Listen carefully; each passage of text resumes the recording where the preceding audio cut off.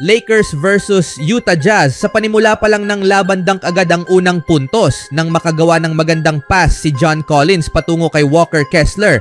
Samantalang dunk rin ang bawi sa kabila nang gumawa ng no-look pass si LeBron patungo kay Hachimura. Still downhill and a terrific outlet passer.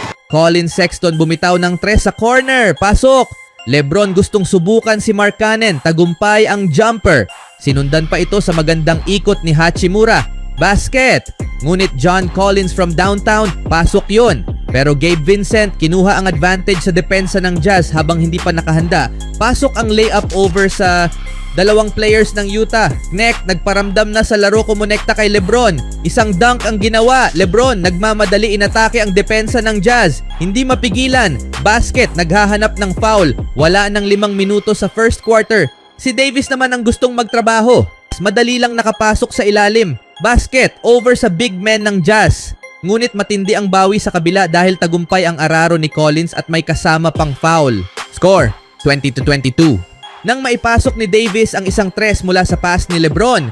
Sa wakas, Lauri Markkanen nagmamadali sa dulo. Tagumpay ang layup over Davis. Unang puntos para kay Markkanen sa pagbabalik mula sa injury. Score 26-27 in favor of Utah Jazz end of first quarter. Sa ikalawang quarter, si LeBron agad ang agresibo. Back-to-back points nang ginawa ang signature move over kay Markkanen at isang magandang pass mula sa kabilang court ni Dalton. Sinundan pa ng gumawa na ng epekto si Gabe Vincent para sa Lakers. Isang 3 ang ginawa. LeBron hindi naging successful ang pangugulang kay Markkanen. Naghatid pa ito sa isang magandang alley-oop dunk para sa Jazz. 8 minuto ang natitira sa ikalawang quarter. Markkanen nagpakawala ng 3. Pasok, buti na lang nag-init itong si Vincent.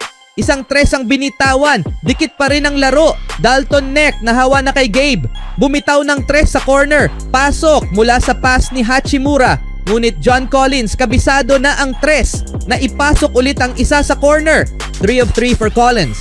Lakers nakagawa ng steal. Bullet pass ni Christie patungo kay Hachimura to Davis para sa isang dunk. Sa wakas, LeBron nakakuha na ng positibong tawag mula sa referee, goaltending.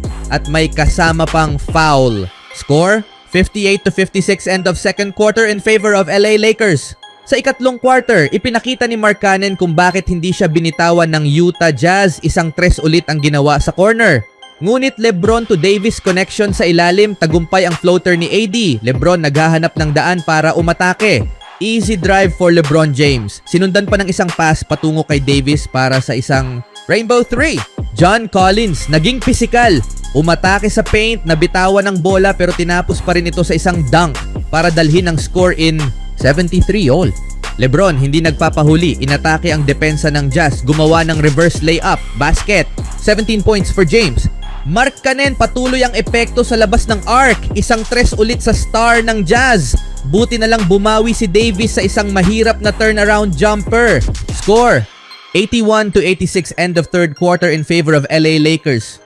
Sa last quarter, Markkanen nagpatuloy pa rin ang maiinit na kamay. 3 ulit ang ginawa. Buti na lang maswerte ang kamay ni Hachimura. Back-to-back 3 ang ginawa. Malaking bagay ang pagkakataon na ito sa Lakers. LeBron nakakuha ng magandang advantage sa dulo ng court. 1-on-1 versus Sexton. Pero parang bumigay ang tuhod. Buti na lang nanatili ang bola sa Lakers. LeBron pa rin sinusubukan ng depensa ng Jazz. Tagumpay ang jumper. Sinundan pa ito ng isang magandang behind the back pass patungo kay Christie, hindi nga lang pumasok. Jordan Clarkson, hindi naglaro sa game na ito mga kaibigan. Ito mga kaibigan, LeBron nagset ng play sa team. Inatake ang paint, naiwan ang kalaban. Tinapos pa ang play na ito sa isang kaliwang kamay. Halos magwala ang fan na ito.